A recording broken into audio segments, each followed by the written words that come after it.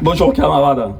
Donc pour vous présenter brièvement, l'atelier industriel aéronautique de Cuers, Pierrefeu, fait partie du SIAE, qui est le dernier établissement industriel d'État.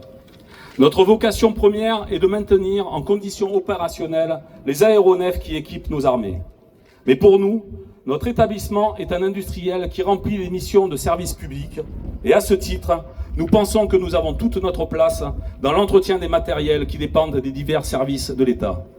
Aujourd'hui, les médias et le gouvernement veulent réduire notre département à une sorte de méga-base militaire. Mais le Var, ce n'est pas ça. C'est aussi une des destinations préférées des Français, avec un fort potentiel attractif résultant des activités de la mer, bien sûr, mais aussi de nos richesses naturelles.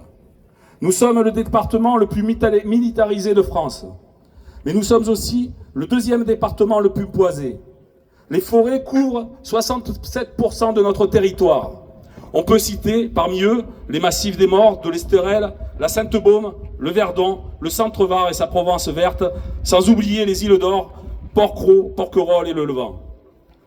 Outre les armes, le Var possède de nombreuses terres agricoles, qu'elles soient orientées vers des productions viticoles, florales, fruitiers ou trifriculture.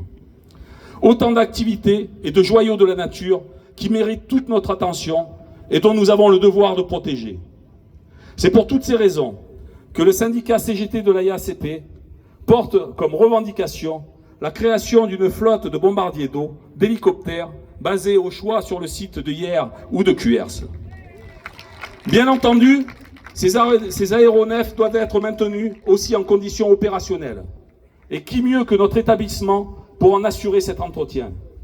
Ainsi, le département serait pourvu d'une flotte prête à intervenir dans les plus brefs délais sur les massifs forestiers du Var, mais aussi ceux des Alpes-Maritimes et plus largement dans l'est de la région.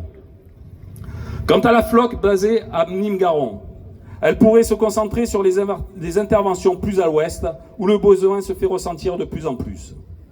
En effet, de nombreux incendies se déclarent maintenant chaque année dans ces régions. Avec le réchauffement climatique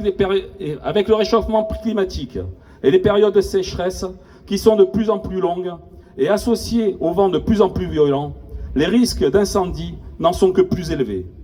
La probabilité de se retrouver confronté à un méga-feu n'est pas à exclure, ni la possibilité de devoir affronter plusieurs gros incendies simultanément. Force est de constater que notre département et notre pays, avec la taille réduite de nos flottes de bombardiers d'eau, nous ne sommes pas armés pour faire face à ce type de catastrophe.